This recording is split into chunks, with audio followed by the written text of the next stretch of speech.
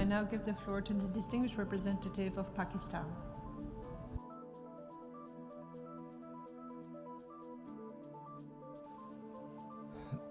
I would like to thank you, both of you, co-chairs, for convening this session, a very important discussion.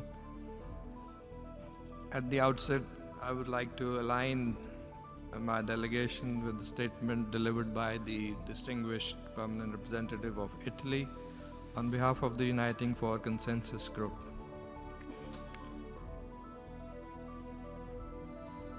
Together with a large majority of member states, we firmly believe that the paralysis that we see often at the Security Council, leading to inaction on crucial matters related to international peace and security, stems from the misuse or abuse of the veto power by the permanent members.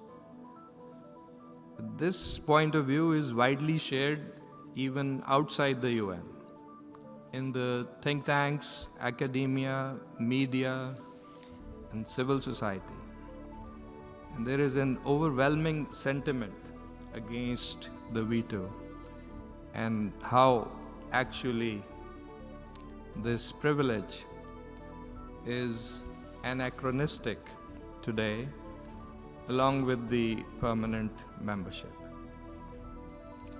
Yet, co-chairs' proposals to expand veto-wielding members persist. So how can this dichotomy be defended?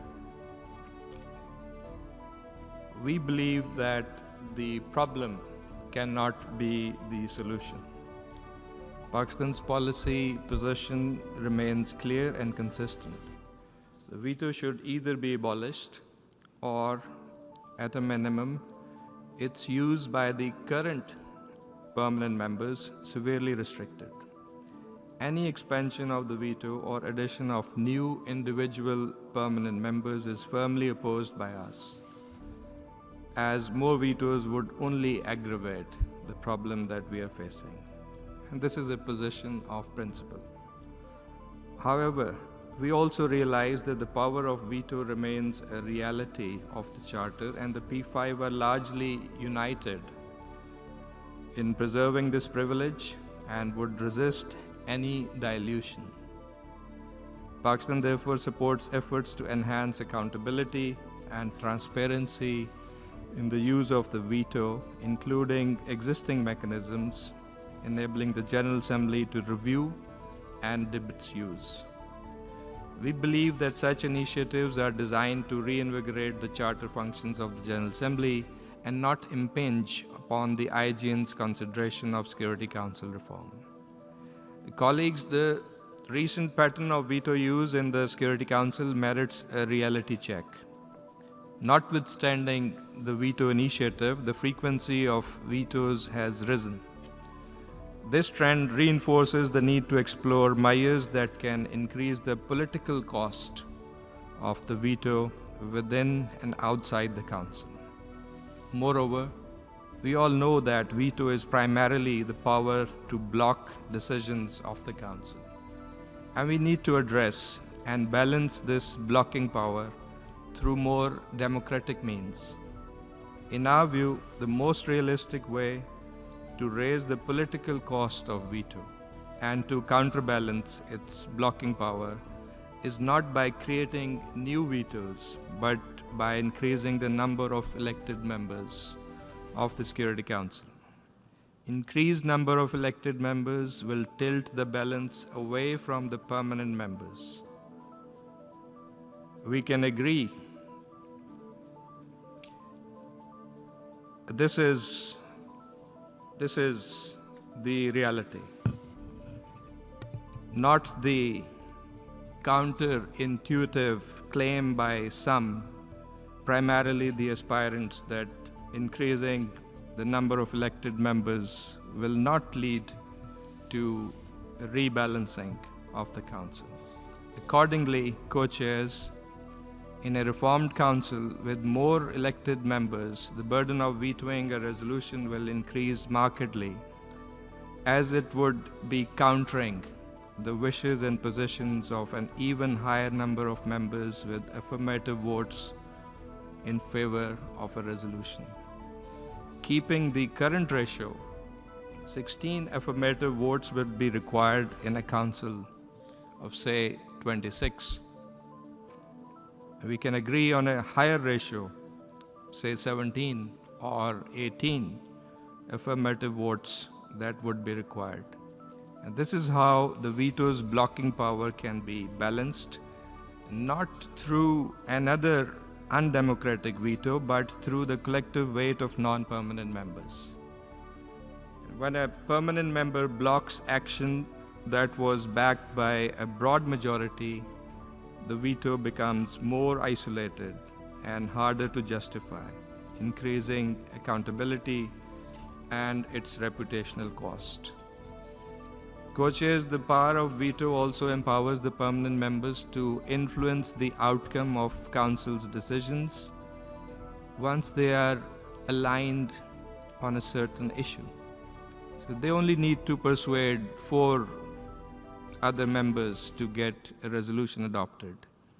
But by enhancing the number of affirmative votes through elected members, the power of the permanent members to influence decisions will be reduced, as it would now be required to bring a greater number of members on board, thereby enhancing broader representation. Now, as compared to all these options, imagine a council of 11 to 13 permanent members and the ensuing chaos in decision-making and the effectiveness of the Security Council. Colleagues, another concrete way of preserving collective interests is to reach an understanding as part of a reformed council that would require the concurrence of all members of a region for adoption of any resolution related to that region. This would, on one hand, raise the political cost of casting a veto on any situation related to that region, and on the other hand, even more importantly, this will strengthen the regional ownership in decision making. It could be of particular interest to regional groups such as Africa, that is increasingly asserting a regional perspective through its representatives on the council, and which is fundamentally different from the pursuit of individual interests and privileges by others. And we think such an arrangement can also apply to the Arab group. Co-chairs, I would like to conclude by saying that the Security Council reform must be comprehensive and addressed as a single undertaking, including the question of veto, which is inextricably linked to the other 4 clusters of reform. We oppose deferring this issue or addressing it in isolation. And we have repeatedly heard from colleagues since this morning the emphasis on some of the core and agreed principles like democracy, representation, accountability, effectiveness, and transparency as the foundation for Security Council reform. Veto, in our view, runs counter to each one of those principles, and we must seriously reflect on this contradiction. That is why we say that if we want a reform for all, there must be no privilege for anyone. I thank you.